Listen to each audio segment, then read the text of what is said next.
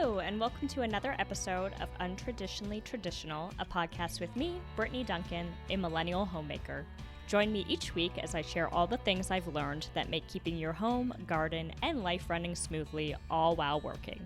If you are enjoying the podcast, please be sure to subscribe in your favorite podcasting app so you get the episodes downloaded straight to you every Monday. Now, on to today's episode. Hello, everyone. In 16 days, our family of 3, Johnson, Sage the Golden Retriever, and myself, will grow by 6. Some might say we are expanding our flock. See what I did there? Jokes aside, on May 24th, we will pick up 6 baby chicks from Dunlap Hatchery in Caldwell, Idaho.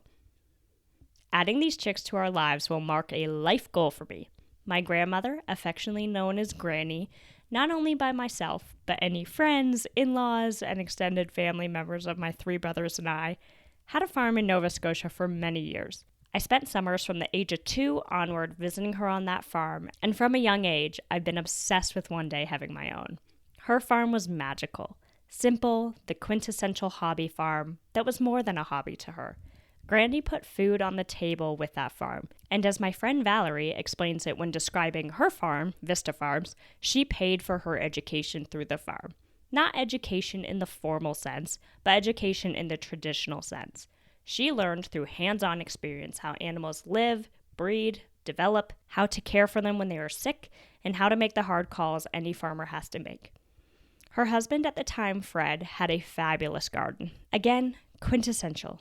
In-ground garden with perfect rows, weeded to perfection, and absolutely thriving in the Nova Scotia summer sun. Gardening was Freddie's love and passion, and I often think of his garden fondly when I'm in my own.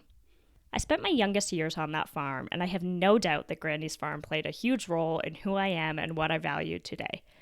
While I dream about one day having a farm like hers with open fields, a duck pond, a cherry tree, and picturesque red barn, for now, Johnson and I are joining the Backyard Chicken Club. Thankfully, here in Boise, Idaho, we are good company with backyard farmers. Many of our neighbors have their own flocks of chickens, duck, geese, and one neighbor even has 4 goats right in a populated neighborhood. You can walk by and pet them, and it's awesome. I love it. Why should we have to choose between access to Trader Joe's and having chickens? Thankfully, where I live, I don't. Boise allows you to have up to 6 hens on your property and no roosters. I will now answer the question I get most often when telling others that we are getting chickens. Are you going to get a rooster too? No? How are you going to have eggs? Now, this goes back to the age-old question of what came first, the chicken or the egg.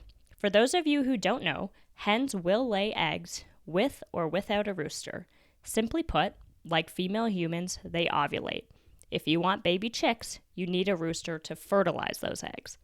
We chose Dunlap Hatchery as they come highly recommended here in Idaho and have been operating since 1918.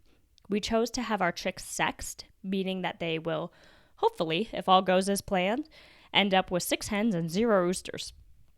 We are getting a variety of breeds, 5 to be exact. They include the Americana hen, which we will have 2 of because they lay the most beautiful blue eggs, and our good friends Bubba and Hannah in Charleston, South Carolina have a hen that is very special to us named Nugget, who is also an Americana. In addition to those blue egg laying beauties, we will have a New Hampshire red, a Rhode Island red, a barred Plymouth Rock, and a silver lace Wyandotte. Our 4 hens outside of the Americanas will lay varying shades of brown eggs. We chose these breeds for a few reasons, primarily 3 reasons. Temperament, they are less likely to experience broodiness. Broodiness, for those of you who do not speak chicken, is when a hen has the desire to incubate her eggs. As you now know, without the rooster playing his role, the hen can sit on those eggs as long as she likes, and they will not hatch. Problematic, because she occupies a nesting box and the other hens want to get in there, and it also makes for an uncomfortable situation when you're trying to take her beloved eggs to use in your kitchen. I recall as a child on Granny's farm, a broody hen, also called Granny, coincidentally, who was broody and reaching my tiny hand under her, praying she didn't peck me, trying to protect her eggs, was scary. So we are hoping to avoid any broody hens here on the Duncan backyard farm. The second reason we chose the breeds we did was for cold tolerance. While most chicken breeds handle the cold better than they handle heat, we do experience cold winters, and we didn't want to risk any freezing wattles or combs, chicken speak, the red parts on top and under their head. The third reason we chose the breeds we did is because they're all great layers. Between our 6 ladies, we should have over 1,200 eggs a year, more than enough to get us through breakfast and baking and share some with friends and family that live nearby. So here's how we've been getting ready. Education was the first step.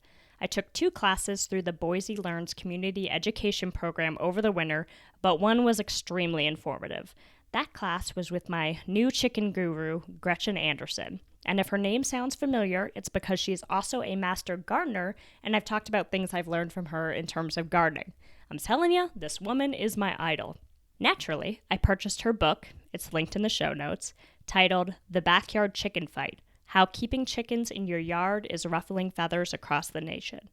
My husband and I refer to it as the Chicken Bible because we've been reading notes from her class and the book, getting ready for our chick's arrival. We bought a coop, and then, thanks to my amazingly kind and patient and forgiving husband, expanded the run portion of the coop to double their living space. The coop we purchased states that it fits 8 to 10 chickens, but since we don't plan to free range them unless they're supervised, because as much as I love animals, I don't want them devouring our garden, I decided I wanted them to have more living space after seeing the coop set up. It is now a nice large run, painted white with green accents, and we think they're going to be very happy there. Over the weekend, we built their brooder box, Chicken Speak, where they will live indoors until they get their full feathers and can move to their outside coop. It will likely take about 6 to 8 weeks until they are outdoors, and in that time frame, they'll grow a lot. So we wanted to make sure our brooder setup could handle them from fuzzy little golf ball stage to baby T-Rex stage.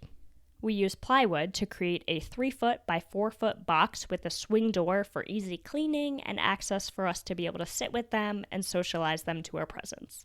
We've got their starter food, which is medicated, high in protein to help them grow and fight off any illness in their first few months of life.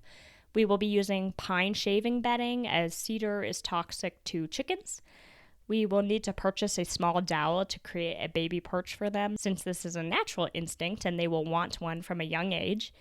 And in the coop, we're going to use 2x4s as the perch bars, installed horizontally with the 4-inch side being what they will stand on.